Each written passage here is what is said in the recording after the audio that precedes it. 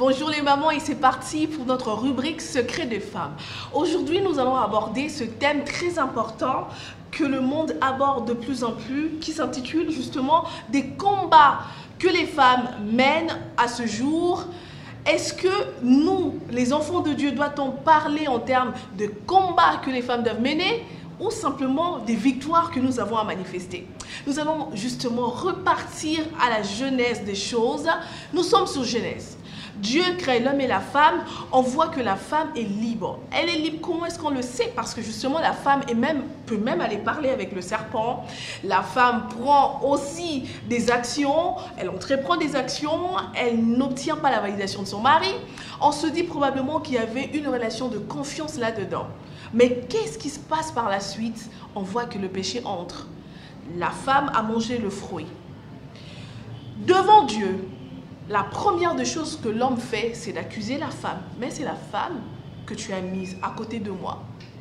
Mais encore une fois, on aimerait justement vous attirer votre attention sur un fait. C'est que déjà quand ils ont péché, l'homme et la femme, quand ils ont péché, directement il y a eu des conséquences du péché. Ils ont commencé à se sentir nus, ils ont commencé, leurs yeux se sont ouverts, c'est ce que la Bible nous dit.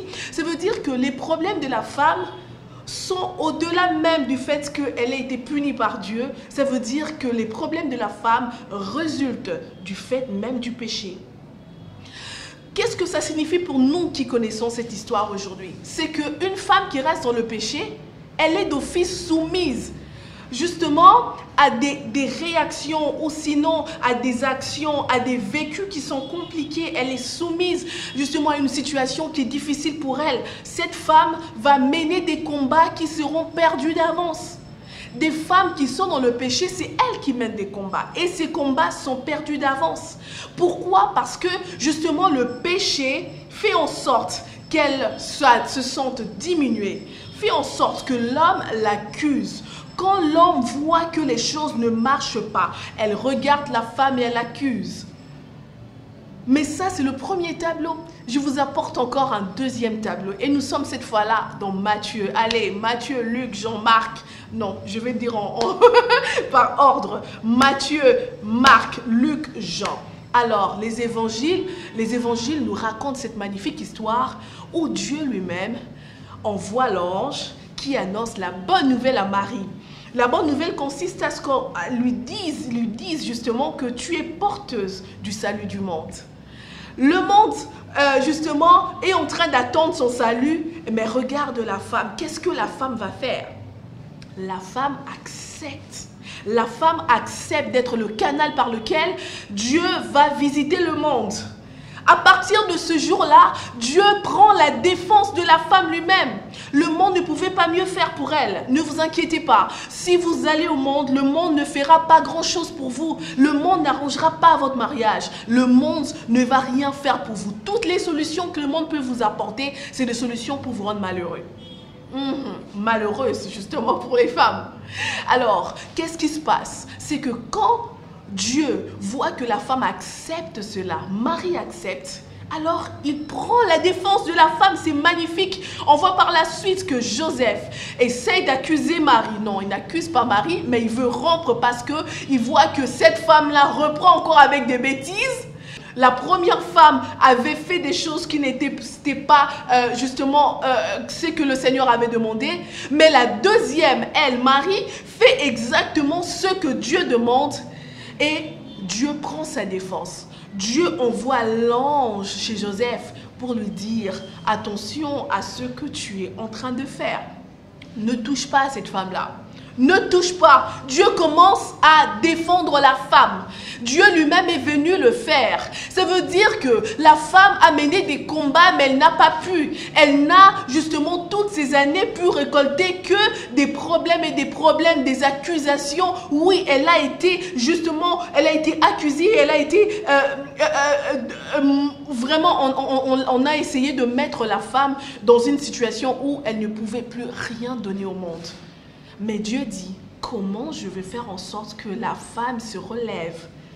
Et bien voilà, à travers Marie, Dieu a passé le bon message au monde. Attention, c'est la femme qui se lève.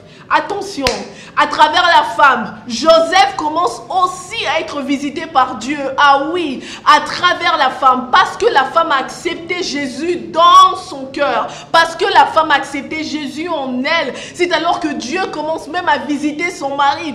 Cette histoire est magnifique, j'aimerais vraiment que les femmes le comprennent. C'est alors que nous ne mènerons pas des combats perdus d'avance. Nous serons en train de mener, justement, de manifester des victoires qui vont nous permettre d'être heureuses dans le mariage et réellement être le salut que Dieu donne au monde.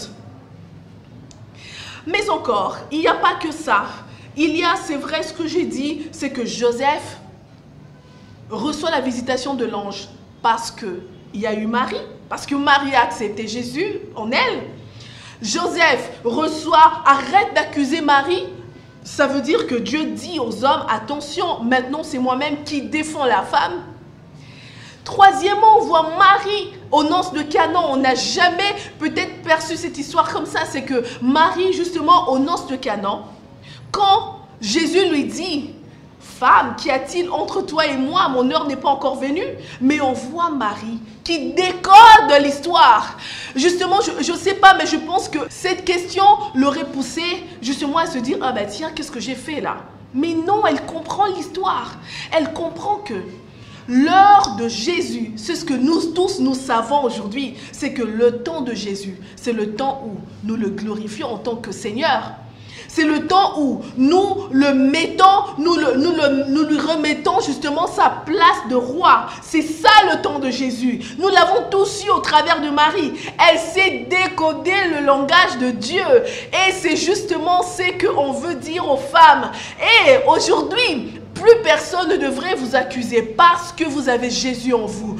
Plus personne ne devrait justement vous dire que vous ne pouvez rien parce qu'au travers de vous, regardez comment les choses peuvent se faire. Vous êtes des porteuses de miracles. Oui, la femme est porteuse de miracles. La femme n'a que des victoires à manifester, des victoires que le Seigneur lui a apportées. Alors vous allez me dire, ok d'accord, on a entendu, mais qu'est-ce qu'on doit faire maintenant? On est en train de vous dire, recevez Jésus. Recevez Jésus. Construisez votre relation ensemble. Vous n'avez pas besoin quelquefois de crier tout haut ce que vous devriez faire. Refaites votre relation avec Dieu. Consolidez-la. Faites-la dans un lieu secret comme il le demande lui-même. C'est alors que lui-même, il prendra votre défense. Lui-même, il ira dans le cœur de votre mari et le changera pour vous. Oui, au travers de vous, les gens autour seront touchés. Au travers de vous, des miracles seront vécus. Au travers de vous, les choses seront faites. Au travers de vous, vos familles atteindront leur destinée. C'est ça la femme. Vous avez la force. Vous avez la force. Vous avez la puissance. C'est pour ça que Jésus est venu aujourd'hui vous la redonner. Voudriez-vous prendre? Voudriez-vous dire, papa, je suis fatiguée de mener des combats perdus d'avance. Aujourd'hui, je veux manifester ta victoire. Seigneur, donne-moi ta victoire. Je voudrais entendre une femme le dire. Seigneur, donne-moi ta victoire. Je veux manifester la victoire de Jésus. Je ne veux pas mener des combats perdus d'avance. Seigneur, fais cette grâce. Fais cette grâce à toutes les femmes qui me suivent. Fais cette grâce à celles qui voudraient justement manifester des victoires. Fais cette grâce éternelle. Nous voulons lancer ce message fort de la restauration. Cette restauration qui n'est pas voulue par l'homme. Cette restauration que Dieu lui-même a préparée pour la femme. Seigneur, merci pour des femmes restaurées. Merci pour des femmes qui ne sont plus accusées. Merci pour des femmes qui vivent réellement le bonheur en toi. Parce que toi, tu le veux. Parce que toi, tu l'as voulu ainsi. Et parce que toi-même, tu le fais. Au nom de Jésus-Christ. Amen. Merci à vous d'avoir suivi cette rubrique. On se retrouve très vite dans Secret de Femme.